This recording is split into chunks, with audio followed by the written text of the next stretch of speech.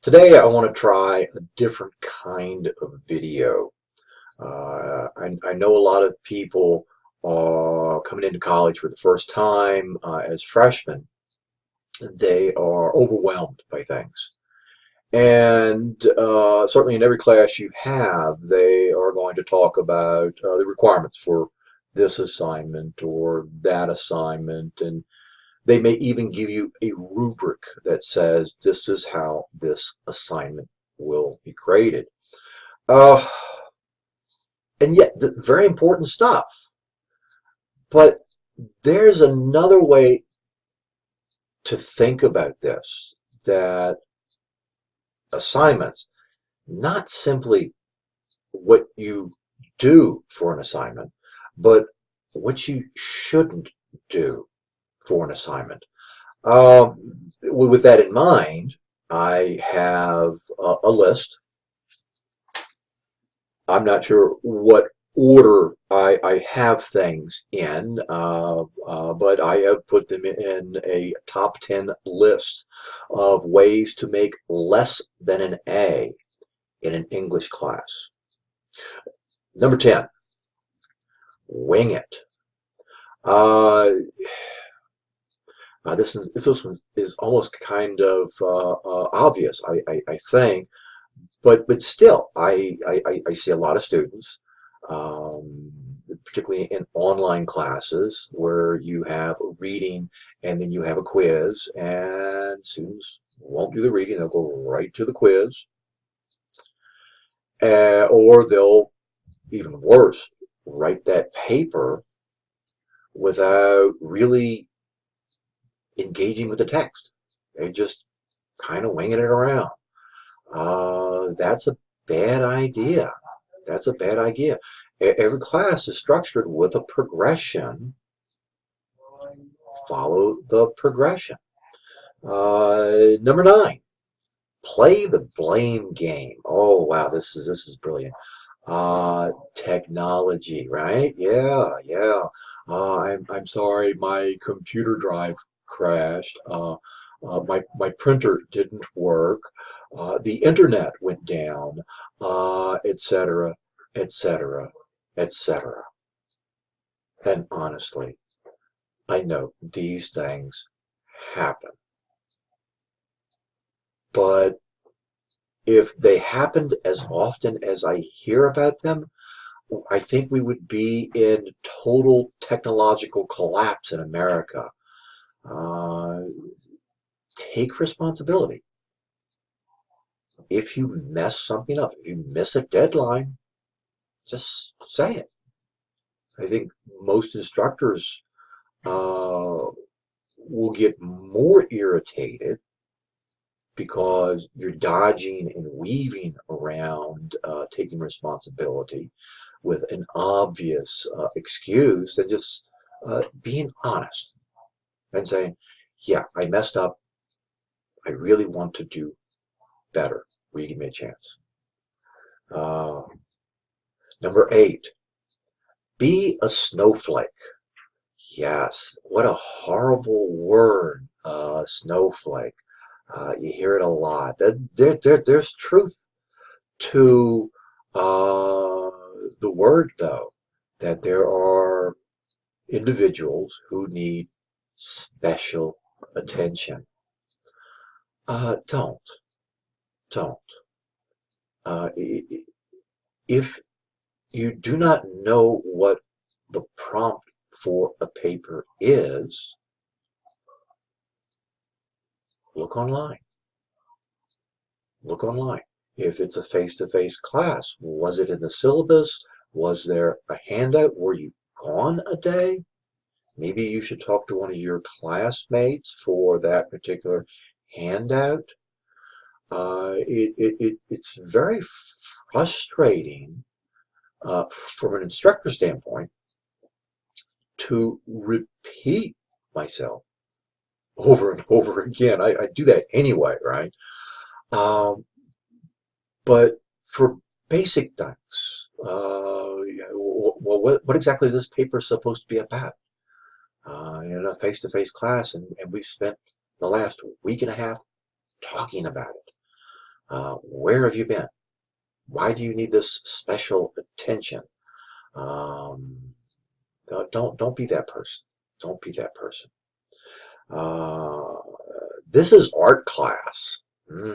Yeah, yeah. I like this font because it's pretty. Ah, why are your margins like this? Well, I just thought that no, no, no.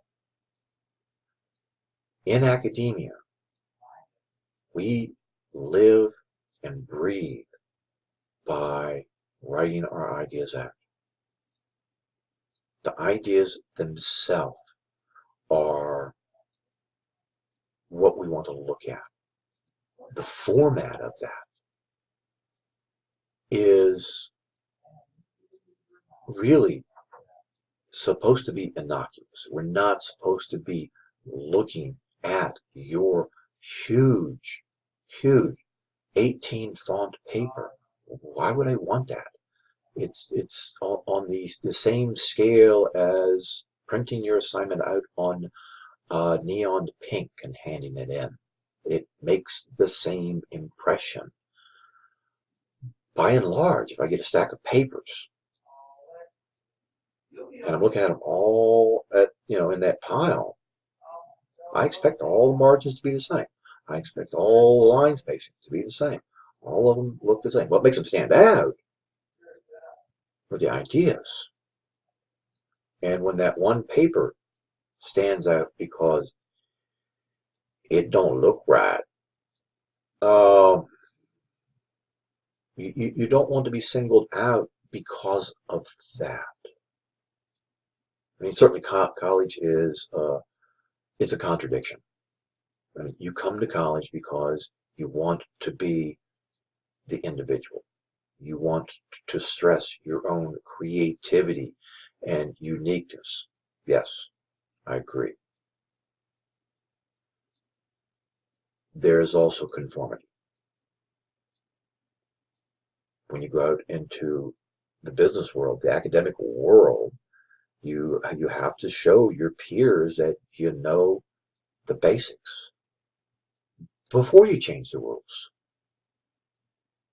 You got to ground yourself first with what the expectations are, show that you can meet them, and then change everything. OCD is a bad thing. Oh no, no, my friends, no, no. OCD. I think it may be going out on a limb here. I would guess every good academic has at least a small dose of obsessive compulsive disorder. Yeah, it can be harnessed for good. Um, Printing your paper right after you've written it, not looking at it, not proofreading. You know that doesn't work. You know you missed something. Um, you got to go back. You got to look. You got to look closely. You have to go back again and again and again. Use that. Use that. Don't think it's a bad thing. The wonderful thing I think about um, writing in college, writing in the professional world, as opposed to K through 12, where they have timed assessments. I'm not saying timed assessments are bad, they're for a different purpose. Determining your best in 60 minutes has problems of itself. It's not really how most assignments in college work. Take your time. How many times are you going to go back to this assignment to figure it out over and over and over and over again?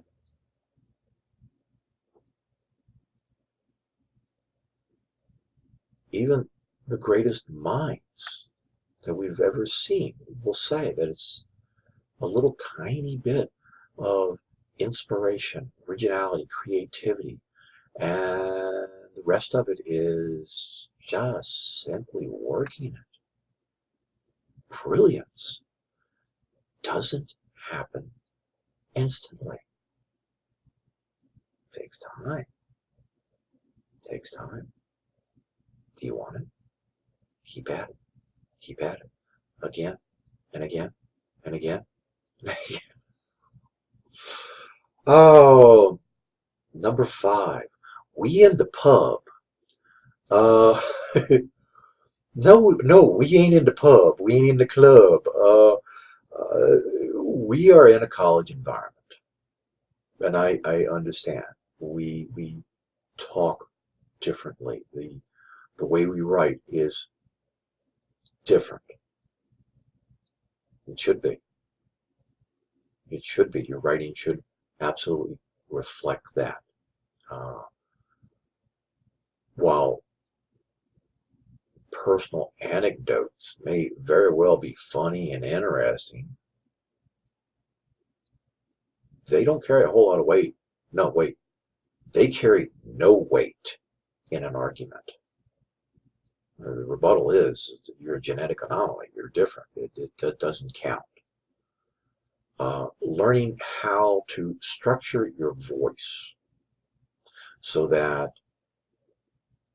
people not simply listen to what you're saying, but are persuaded by what you're trying to convey. A lot of times, that is just simply how you pick and choose the words to communicate with. So, by and large, yes, it's more formal. It is. Step up. Don't be scholarly. Number 4, don't be scholarly. Inline citation, the works cited page. Yes, I agree. Nothing in the world could be more tedious than finding what the appropriate bibliographic citation for the source could be. Yes, I've been there. Yeah. Yeah, we all struggle with that. Yeah, you can't make that up. If your instructor says use MLA style, use MLA style. If your instructor says APA, fine, use APA. There's a reason that they ask for that. At the highest levels of academia, MLA, or rather any scholarly style, the whole point is to create a paper trail. It's a breadcrumb path to your ideas.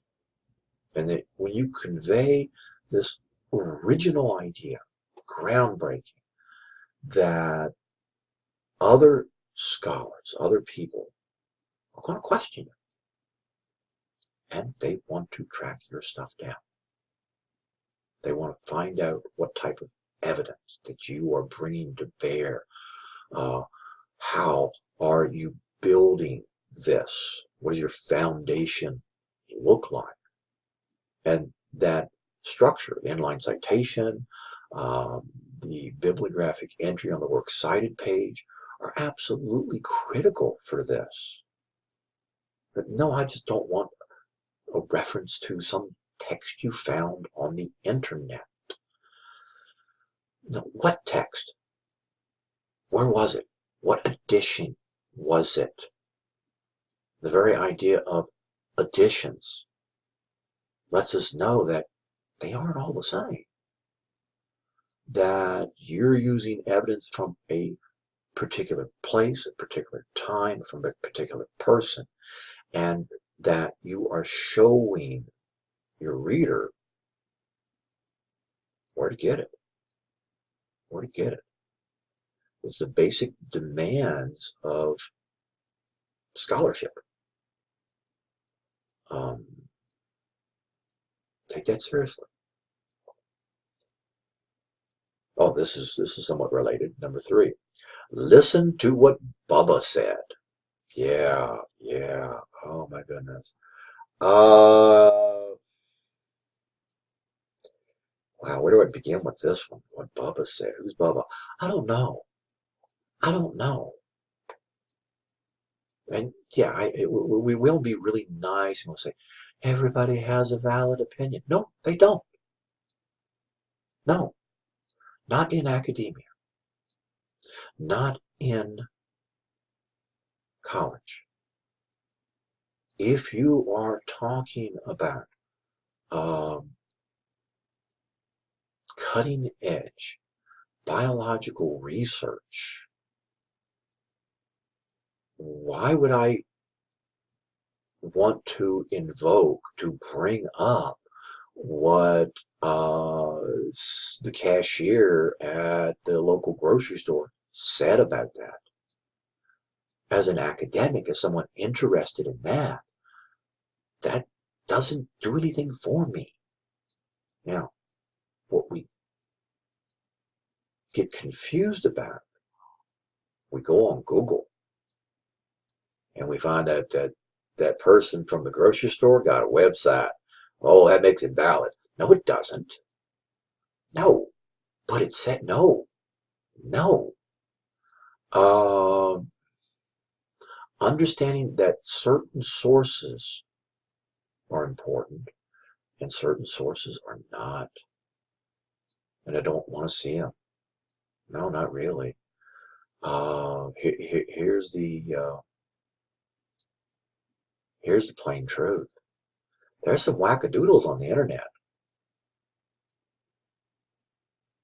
Yeah, we all know that. We all know that. We have to be very careful of who we are using for sources. Wander in the desert. Oh, that's great. That's great. This particularly in writing,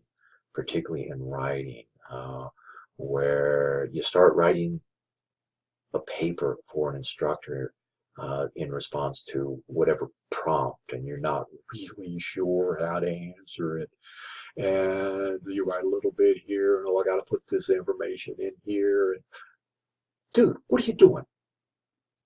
I mean, seriously, what is your idea? What is your main point that you're trying to convey? Structure from that. There's a reason. Pretty much every college in America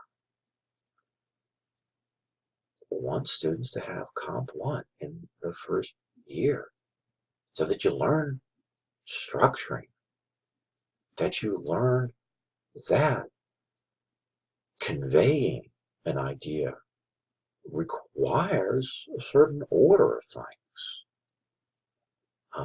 If you're out there just wandering around, you got no plan. Where are you going to go next? I don't know. Think it through. Think it through. Think. Number 1, be oblivious. Yeah. I hand back papers. I turn back papers online with all kinds of comments. And the whole point of that is not to beat you down. It's not to justify the grade. It's so that you can do better. A lot of students don't look at the comments. How then are you going to get better? And yeah, I've had students, well, I'll write a comment on a paper. The next paper, I'll write the same bloody comment. And then the next paper, writing the same bloody comment.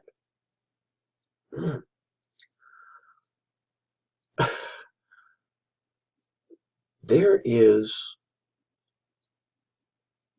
not simply a structure to essays, like I was just talking about, but for the classes themselves. Now think about this. If a student could come into a class, not do any of the first assignments for the first 14 weeks, go to that last week, perform that last assignment, and get the A. If that was possible, what use then was the class itself? Almost every class is designed purposefully so that students can move from one point to the next, to the next, to the next. If you're not aware of that or how that works, if you think, well, I couldn't do that third paper, it's no big deal, I'll do the fourth paper. It counts just as much. Yeah, percentage-wise, yeah, probably, but as far as learning, as far as you improving your skills, that fourth paper is going to be much harder. That's how classes work. So don't be oblivious. And of course, like all good top 10 lists, I have 11 points here, which is kind of silly. With my last point, don't be serious. Yeah, no, be serious. It's your education. I know there's a lot of talk about free education in America. And I think all of us have a good awareness of how free K through 12 has worked. That when people are given something, they often don't value it. Now here you're in an environment where you're paying tuition, you bought the book, you got up early, you got out of bed, you drove here, you're sitting in class, or you're sitting online. Why wouldn't you be serious about it? I mean, you do have to realize, and tell all my students, I'm honest. It's not about me. No, no, you're here in college because of you.